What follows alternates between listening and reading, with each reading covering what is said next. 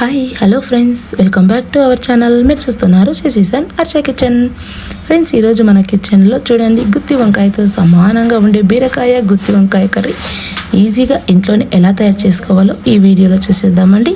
చూడండి, ముందుగా బీరకాయలని ఫిల్ చేసేసుకొని ఇలా కట్ చేసుకొని కొద్దిగా వంకాయ సైజు లాగా ఇలా ఘాట్లు పెట్టుకోవాలన్నమాట.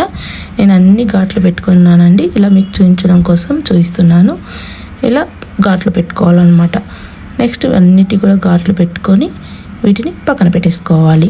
నెక్స్ట్ వచ్చేసి ఒక మిక్సీ జార్ తీసుకొని అందులోకి ఒక 3-4 స్పూన్ల వేయించిన వేరుశనగ బుడ్డలు, అలాగే అందులోకి 2 స్పూన్ల కొబ్బరి పొడి అండి. మీరు ఈ ప్లేస్లో పచ్చి కొబ్బరిని మిక్సీ గ్రైండ్ చేసుకొని తీసుకుంటే చాలా టేస్టీగా ఉంటుందండి. పచ్చి కొబ్బరి మనకు అవైలబుల్గా లేదు కాబట్టి నేను ఎండు కొబ్బరిని తీసుకుంటున్నాను. మీకు కానీ పచ్చి కొబ్బరి ఉంటే తీసుకొని గ్రైండ్ చేసుకోవాలి. నెక్స్ట్ ఇందులో ఒక 3 టేబుల్ స్పూన్ల ఆయిల్ హీట్ ఎక్కనివ్వండి. ఈ కర్రీ కొద్దిగా ఆయిల్ ఎక్కువగానే పడుతుంది. అందులోకి 2 ఆనియన్స్ను చిన్న ముక్కలుగా కట్ చేసుకొని వేసుకొని వీటిని వేయించుకోవాలన్నమాట.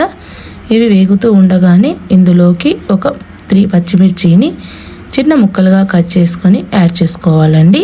చూడండి, ఆనియన్స్ చక్కగా వేగుతున్నాయి. ఇందులోకి పచ్చిమిర్చిని చిన్న ముక్కలుగా కట్ చేసుకొని వేసుకొని వేయించుకోవాలి. ఇలా వేగుతూ ఉండగా ఇందులోకి మనము అల్లం వెల్లుల్లి పేస్ట్ని 1 స్పూన్ అయితే యాడ్ చేసేసుకుందాము. ఆనియన్స్ని కొద్దిగా వేయించుకోండి, లైట్గా బ్రౌన్ కలర్ వచ్చేలాగున.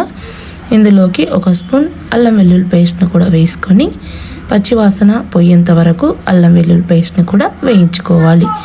చూస్తారు కదా ఫ్రెండ్స్, వీటన్నిటిని వేయించుకోవాలి.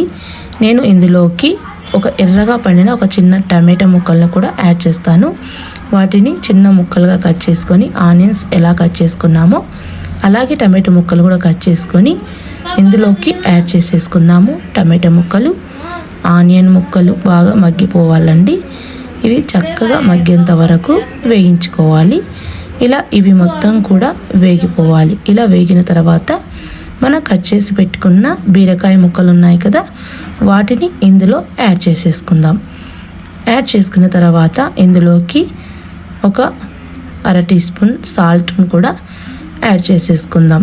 నెక్స్ట్ ఇందులోకి పసుపును కూడా యాడ్ చేసుకుందామండి. ఒక 1/4 టీ స్పూన్ పసుపును యాడ్ చేసేసుకొని వీటిని అంతా కలిపేసుకోవాలి. మొత్తం బీరకాయ ముక్కలు అన్నిట్లో కలిసేలాగున వీటిని స్పూన్తో చక్కగా కలిపేసుకొని కొద్దిగా ఉప్పు, పసుపు, అల్లం వెల్లుల్లి పేస్ట్ అంతా మగ్గిపోయేలాగున పెట్టుకొని ఆయిల్ కొద్దిగా పైకి వచ్చేంత వరకు మగ్గించుకోవాలి. అప్పుడు బీరకాయలు చక్కగా ఉప్పు, పసుపు పట్టేసి మగ్గిపోతాయి. ఇప్పుడు చూడండి, నేను వేరుశనగ బుడ్డల్ని కొబ్బరి పొడిని గ్రైండ్ చేసుకున్నాను.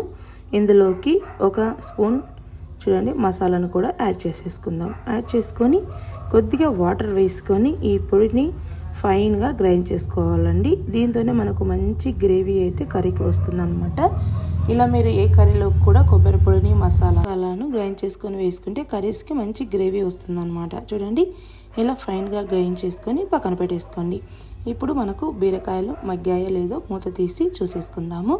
చూడండి, ఆయిల్ పైకి వస్తూ బీరకాయలు చక్కగా ఉప్పు, పసుపు, అల్లం వెల్లుల్లి పేస్ట్ పట్టి చక్కగా మంచిగా మగ్గిపోయాయండి. ఇప్పుడు ఇందులోకి 1 స్పూన్ కారం అయితే వేసుకోండి.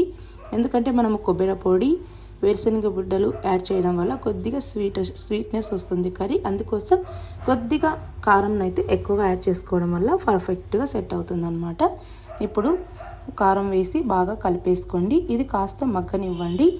మగ్గిన తర్వాత ఇందులోకి మనము పేస్ట్ చేసి పెట్టుకున్నాం కదా వేరుశనగ బుడ్డల కొబ్బరి పొడి పేస్ట్ను ఇందులోకి యాడ్ చేసేసుకుందాం. యాడ్ చేసేసుకొని వీటిని కూడా కాస్త కలిపేసుకోండి. ఇలా కలిపి ఇది పచ్చిదనం పోయి మగ్గిపోతుందన్నమాట. చూడండి, ఇలా కలిపేసుకోండి. ఆ వేడి మీదనే మనకు పచ్చి వాసన అంతా పోయి చక్కగా మగ్గిపోతుందన్నమాట. నెక్స్ట్ ఇందులోకి మనము కర్రీకి కావాల్సిన వాటర్ని అయితే యాడ్ చేసుకుందామండి. ఇది ఆయిల్ పైకి వచ్చేంత వరకు చక్కగా మగ్గిపోయింది కదా. ఇప్పుడు ఇందులోకి కర్రీకి కావాల్సిన వాటర్ యాడ్ చేసేసుకున్నాము.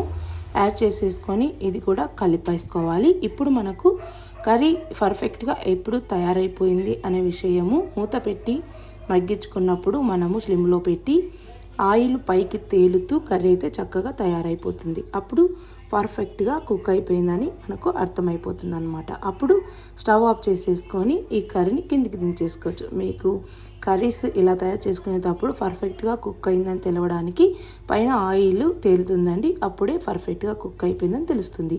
ఇప్పుడు సర్వింగ్ బౌల్లోకి సర్వ్ చేసేసుకోండి. అంతే, ఎంతో ఈజీగా బీరకాయతో గుత్తి వంకాయ టైప్ కర్రీ అయితే తయారైపోయిందండి. మరి ఈ సింపుల్గా గుత్తి వంకాయతో సమానమైన టేస్ట్తో బీరకాయతో ఎలా తయారు చేసుకోవాలో ఈ వీడియోలో అయితే చూసేశారు కదా. మరి కంపల్సరీగా మీరు కూడా ట్రై చేయండి. మీకు ఎలా కుదిరిందో మాకు కామెంట్స్ రూపంలో అయితే తెలియచేయండి ఫ్రెండ్స్. అలాగే మా ఛానల్ని లైక్ చేయండి, షేర్ చేయండి, సబ్స్క్రైబ్ చేయండి. సబ్స్క్రైబ్ చేసి బెల్ ఐకాన్ మీద ట్యాప్ చేయడం వల్ల మేము పెట్టే వీడియోస్ మీకు నోటిఫికేషన్ రూపంలో